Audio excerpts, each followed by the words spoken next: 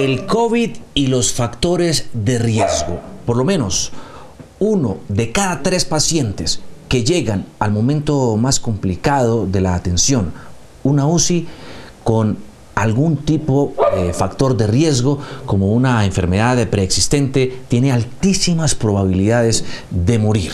Esto no quiere decir que quien no sufra de alguna enfermedad de estas tampoco tenga peligro, pero evidentemente es una población mucho más vulnerable. Para hablar de este y otros temas tenemos en la línea a esta hora al viceministro de la Salud, Luis Alexander Moscoso, que lo saludamos a esta hora de la mañana. Viceministro, como siempre, un placer saludarlo a esta hora de la mañana. ¡Qué gusto! Buen día, Juan Diego, a todas las personas de la mesa y a todos los televidentes, a todos un cordial saludo. Se han hecho y publicado estudios y más estudios. La OMS también está, por supuesto, dando sus dictámenes frente a lo que está ocurriendo con este COVID-19. Especifiquemos, para comenzar hablando de este tema, viceministro, los síntomas. ¿Cuáles son los síntomas hoy por hoy, con todos los estudios y evaluaciones que se han hecho de una persona que podría tener COVID? Los síntomas son muy variados. Los síntomas más comunes están con la tos, la cefalea, el dolor de cabeza, el dolor de garganta, la dificultad para respirar, la fiebre, que es un síntoma muy importante, pero hay otros síntomas asociados como dolor abdominal, enfermedad diarreica, una serie de síntomas, la gran mayoría de orden respiratorio, pero también se ha visto en menor proporción síntomas gastrointestinales. Sí, viceministro, hay, digamos, un mayor riesgo, y es lo que se ha podido determinar, para que una persona se agrave si tiene alguna de estas enfermedades preexistentes: hipertensión, diabetes, enfermedades cardiovasculares y enfermedades respiratorias. ¿Por qué los hace tan frágiles a este microorganismo este tipo de comorbilidades? Diego, el cuerpo es una máquina perfecta, pero es una máquina biológica que tiene muchos componentes bioquímicos y otros elementos que con el transcurso de los años se va desgastando. Entonces la edad es un factor muy importante, pero si a este máquina biológica importante se le acompañan algunos efectos de la vida, lo que comemos, lo que hacemos, cómo vivimos, cómo los comportamos, pero también algunos efectos genéticos, hace que hayan unas enfermedades que en forma temprana empiezan a afectarnos. La presión arterial, la diabetes, la enfermedad renal, la obesidad, los problemas tiroideos y otros, y estos van haciendo un desgaste progresivo. Uno del sistema inmunitario lo empiezan a debilitar, lo empiezan a tornar menos fuerte, pero también el cuerpo reacciona menos, no reacciona tan bien a las enfermedades. Entonces se combinan dos efectos: primero, una capacidad inmunológica disminuida y un cuerpo que tiene una menor capacidad de reaccionar. Entonces todas estas enfermedades preexistentes debilitan y se convierten en un factor que predispone la severidad de la enfermedad. Por ejemplo, según datos del Instituto Nacional de Salud, viceministro, han muerto en Colombia 117 personas que padecían antes problemas cerebrovasculares. De hipertensión, tal vez es uno de los números más altos, 1.221. De diabetes, 669. De problemas renales, 372. Y también en la evaluación que hacen, dice en estudio, 1.518. Estas personas que estaban enfermas, ¿qué tipo de cuidado deben tener? En algunos análisis que hemos hecho en algunas regiones encontramos que estas personas que tienen estas enfermedades previas son más susceptibles y presentan mayor riesgo de complicaciones en su enfermedad, pero también está asociado al grado de compensación de la enfermedad. Entre la enfermedad esté más compensada, entre el hipertenso tener sus cifras tensionales mejor, el diabético, la hemoglobina glicosilada y la glicemia en mejores condiciones, las complicaciones son menores porque el cuerpo está en mejores condiciones de poder responder a la enfermedad. Entonces, yo creo que lo primero y lo más importante es hagamos todo lo necesario para compensar esta enfermedad. Pero lo segundo también, la medida preventiva es, si tengo mayor riesgo, debo evitar la exposición al virus. El virus está en la calle, el virus está circulando, entonces debo ser mucho más estricto con las medidas, y la más segura es evitar, si no tengo que salir, quedarme en casa.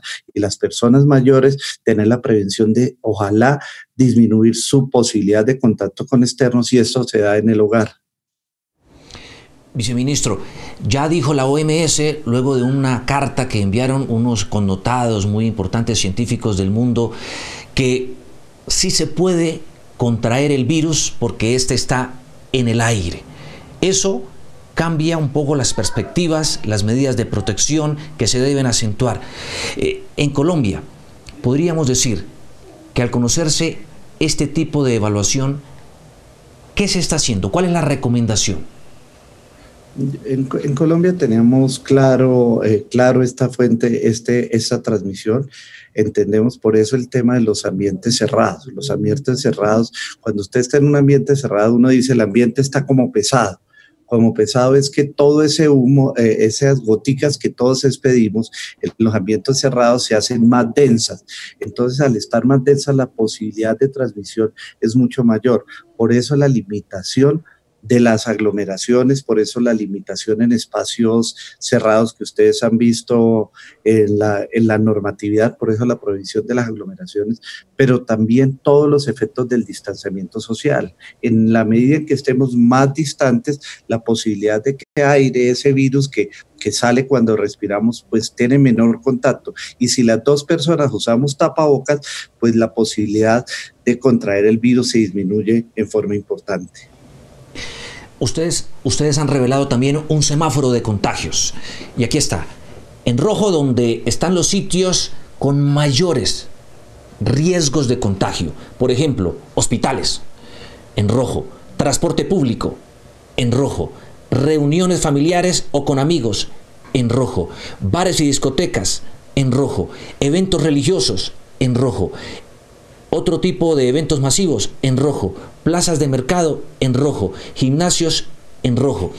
Si uno ve esos datos e indicadores, y estamos hablando de reapertura para estos otros sectores, ¿no es un tanto riesgoso? Claro que es un riesgo, por eso el Ministerio y el Gobierno Nacional ha expedido protocolos muy precisos y ha generado limitaciones para los sectores que ha permitido las aperturas. Por ejemplo, en los eventos religiosos, en los cultos, un número máximo de personas, los espacios de distanciamiento, ojalá se den en áreas abiertas, la recomendación de los no cantos, porque cuando usted canta, hace con mayor fuerza, expira con mayor fuerza el aire, y la posibilidad de hacer una aspersión mayor se da. Entonces, por eso todos los protocolos estrictos, y por eso esto ha venido un tema progresivo, y si usted revisa, los temas de menor riesgo son los que se le han dado apertura dentro de ese riesgo, dentro de ese semáforo. Pero también tenemos que tener claro que nosotros, si seguimos los protocolos, seguimos los alineamientos, nos cuidamos, usamos tapabocas, el distanciamiento social, el lavado de manos, y tenemos todas esas medidas, podemos minimizar los riesgos en cualquier espacio. Entonces, ir a la entidad de salud no es negativo. Lo que pasa es que tenemos que ir a la entidad de salud cuando lo necesitemos, porque hay que hacerlo, pero también tener todas las medidas preventivas. Por eso en las instituciones de salud, que es uno de los puntos de más riesgo, se han colocado medidas muy estrictas para minimizar el contagio en estas. Sí, dicen en naranja, bancos, también ascensores, cines, supermercados, universidades, colegios, escuelas. Viceministro, estamos a punto de dar reapertura también, si lo contemplan también los alcaldes y gobernadores, a las escuelas públicas y en algunos casos también instituciones privadas. ¿Cómo va ese protocolo? Estamos ejecutando, ya hay muchos protocolos que se han revisado con las entidades, se han revisado con los diferentes ministerios y con los interesados. Se ha avanzado muchísimo en ellos, porque hay algo claro. Juan Diego, nosotros tenemos que acostumbrarnos a vivir en esta nueva anormalidad, en estas condiciones.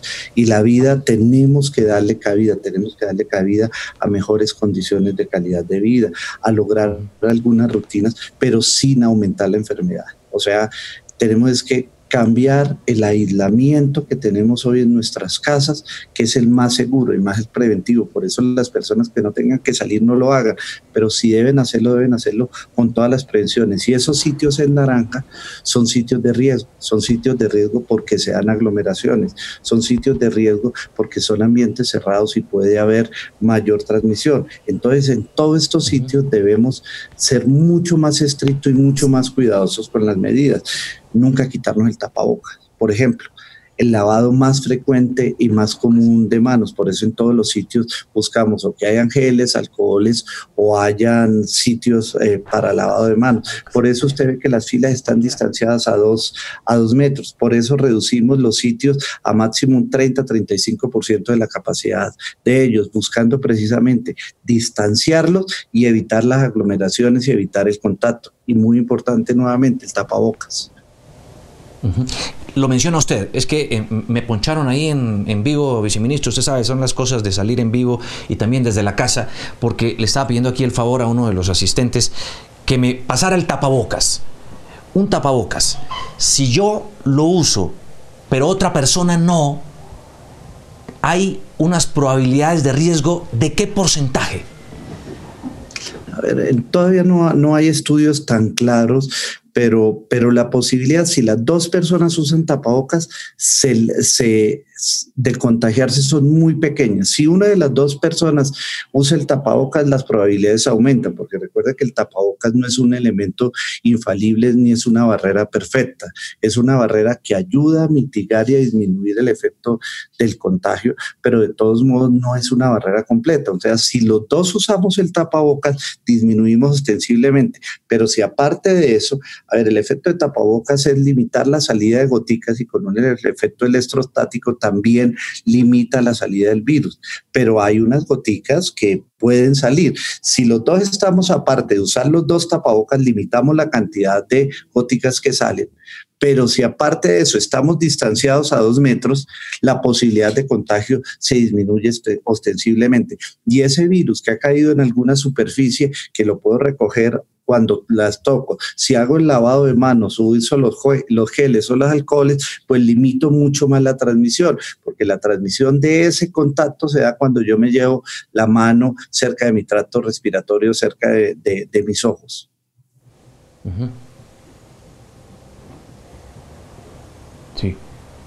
Sí. Viceministro, una última pregunta.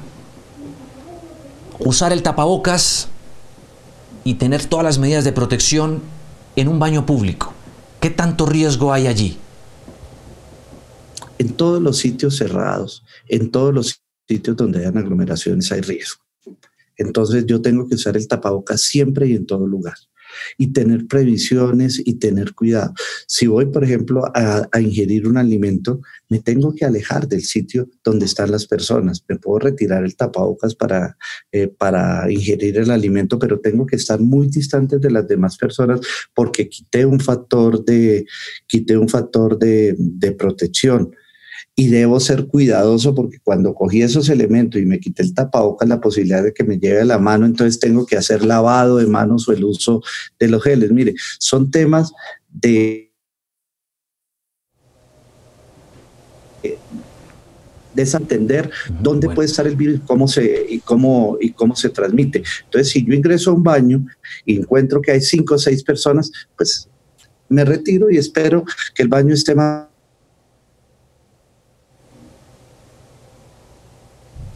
Bueno, es el viceministro de Salud, Luis Alexander Moscoso.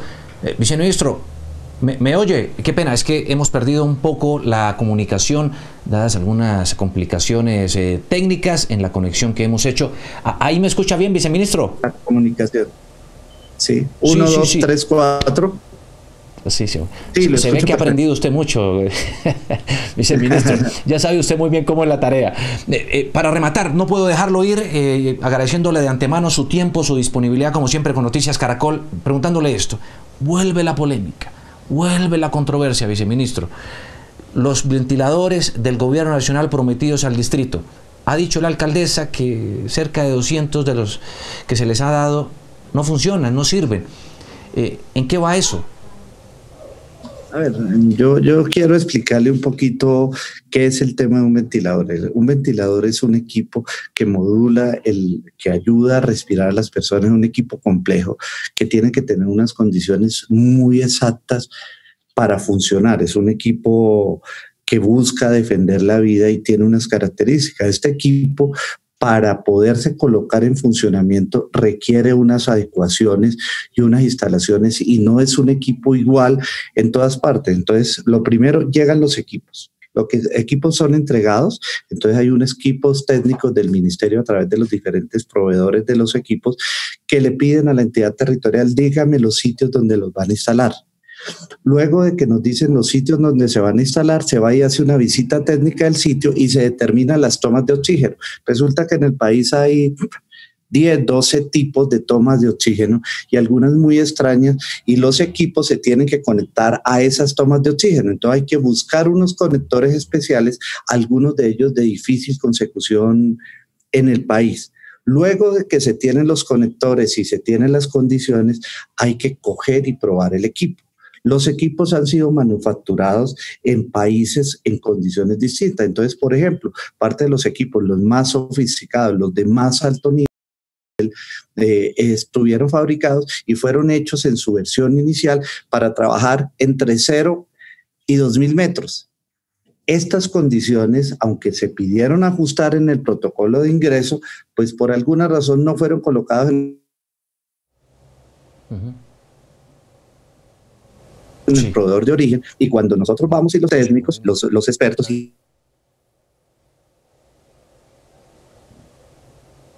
por lo menos de parte de sus equipos. Son las 7 de la mañana, 47 minutos.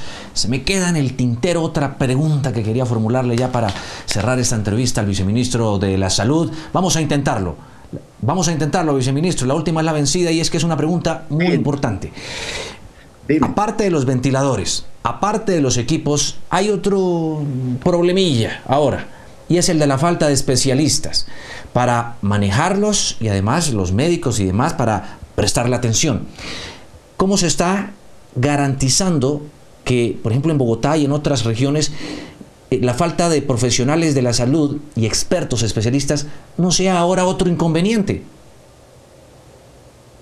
Tema complejo, eso lo calculamos desde un principio de la pandemia, y por eso se han hecho cursos de formación rápida para especialistas. Por eso la primera línea de acción fue convertir unidades de cuidado intensivo en cuidado intermedio en unidades de cuidado intensivo, y crecer en las unidades de cuidado intensivo donde ya hay personal formado, personal experto, y era más fácil formarlo o complementarlo con personal de otras especialidades que pudiera apoyarlo, con personal de enfermería, auxiliar de enfermería, terapéutica respiratoria de las clínicas, que estuvieran la experiencia hospitalaria y que se formaran en la parte de unidad de cuidado intensivo. Eso venimos con una formación muy grande, hay un número muy grande de talento humano formado en el país. Lógicamente, a veces tenemos dificultades, los médicos se incapacitan, los médicos se enferman del mismo coronavirus, y tenemos que reemplazarlos, y a veces demoramos gestiones y los territorios tienen posiciones dispares. Por eso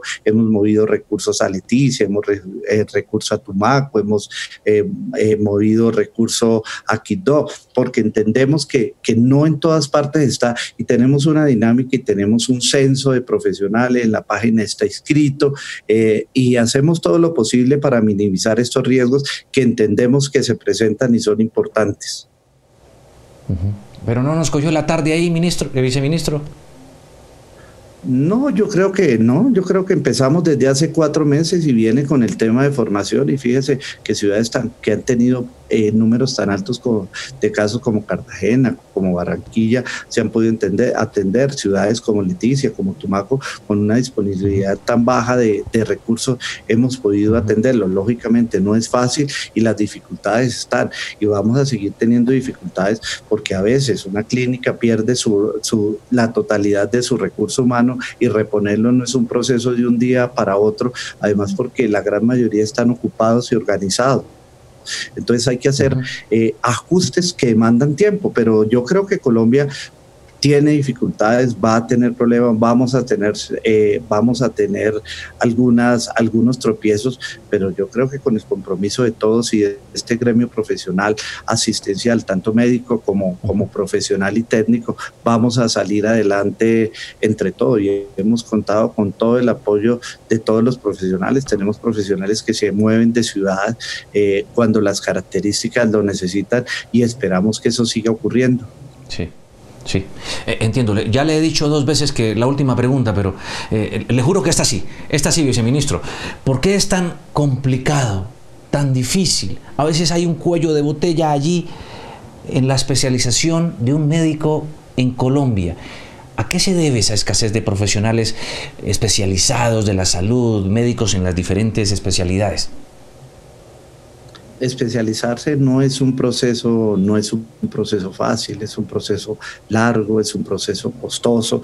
Por lo menos este gobierno sacó la ley de residentes, donde les garantiza 3 salarios mínimos a los residentes para mejorar sus condiciones y para que las personas tengan estímulos. También tenemos restricciones de tipo académico, pero vamos por un camino de formar cada vez más profesionales, y esa ha sido una misión que se ha hecho este gobierno. El presidente Duque y el ministro Fernando Ruiz tienen muy claro que debemos ampliar ese horizonte y tener una mayor capacidad de profesionales para el país. Bueno, pues viceministro, le agradezco muchísimo este tiempo, esta disponibilidad, como siempre usted con Noticias Caracol. Es que usted habla muy bien, habla muy sabroso, por eso es que me gusta preguntarle tanto, viceministro. Le agradezco muchísimo su tiempo, su disponibilidad. Con gusto, pero yo no quiero dejar sin recordarle a las personas estas medidas que los decimos todos los días, pero que a veces olvidamos. En este momento que retornamos a vida productiva, tenemos que ser muy juiciosos y muy responsables. El primer mensaje, mire, las personas de esos factores de riesgo que usted comentó y las personas de mayor edad tienen que ser más juiciosos con todas sus acciones, deben ser mucho más estrictos en cada una de sus medidas, y si no tienen que salir, quédense en casa. Las personas con síndromes respiratorios, por favor, en sus casas. Las personas con gripa, telesalud, teleasesoría, teleconsulta, y se quedan en casa con su familia. Pero si tenemos que salir, salgamos protegidos, salgamos siempre con tapabocas, no nos lo quitemos. El distanciamiento social, evitemos las aglomeraciones, evitemos las reuniones, cumplamos los protocolos en los sitios de trabajo, cumplamos los protocolos. Puede que cumplamos el protocolo en el sitio de trabajo, pero si vamos y almorzamos con nuestros compañeros, no estamos distantes y no nos cuidamos, podemos infectarnos. En el transporte público, si está congestionado, no nos montemos, lleguemos un poquito más tarde, pero cumplamos los protocolos. Si hacemos estas cosas, vamos a poder tener una salida responsable, vamos a poder recobrar cosas de nuestra vida, vamos a poder hacer más cosas y vamos a tener un contagio no con un incremento no significativo. Entonces, invitarlo a todos, mire, esto es un trabajo de todos, esto es un compromiso de todos y responsabilidad con nosotros mismos, con nuestra familia y con nuestra comunidad. Gracias. Ha sido usted muy amable, es Luis Alexander Moscoso, el viceministro de la Salud. Uno lo escucha hablar, viceministro, y dice, estamos en buenas manos, esperemos que todo siga saliendo mejor de lo que va. Muchas gracias, como siempre, un abrazo, mucha suerte, feliz día. Muchas gracias a todos.